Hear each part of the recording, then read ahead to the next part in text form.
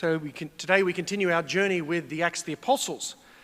And today we're introduced to this Alexandrian Jew named Apollos, who starts to speak in the synagogue, and he speaks with, as we hear, he speaks with great earnestness, and he was accurate in all the details that he taught about Jesus. Which is quite interesting. However, this man had just become a Christian, but he was quite accurate in teaching about Jesus. However, we're told that Priscilla and Aquila, who are a married couple, we were introduced to them just a few days ago, who they became friends of Paul, and they were early Christians as well. They heard what Apollos was speaking in the synagogue and in other places. They took an interest in him, and then they gave him further instruction about the way of Jesus Christ, which is quite fascinating. We have a man, Apollos, here who was up there literally preaching, but then you still have people within the community who are giving him further formation in faith as he goes along. And all of us need formation. Formation is not just something we give to kids when they're in school. All of us are called to be formed. We should be enriching our faith, seeking knowledge and a deeper understanding of our faith right up until the very end of our life.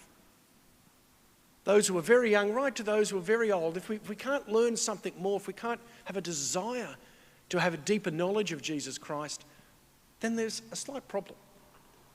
We should have that desire, that love for wanting to know more about God.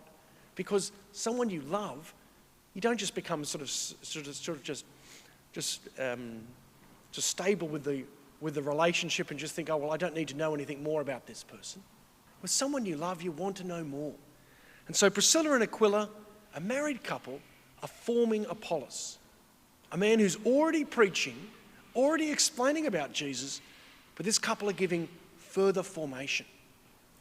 In our parish, those who are here, but also those who are at home, earlier this year we started 3 different committees within our pastoral council to try to help in the different missions of the life of the church. One of those committees is the Formation Committee, which looks at children's formation, but it looks at adult formation as well. It looks for formation from those from birth all the way to the very end in life. Because part of being a Christian is that we should be seeking deeper knowledge, deeper understanding. And that applies to everyone. Every day I read the scriptures, I study the scriptures, and I look at other things in the world, and I try to come to a deeper understanding of what God is speaking to me and maybe to others at this particular day in our world. And I get a delight out of that. Hopefully you get a delight out of that as well. So let's love the fact that we have a God that's completely a mystery. And every day we can seek a deeper understanding, a deeper knowledge, and be more deeply formed in that love of Jesus Christ.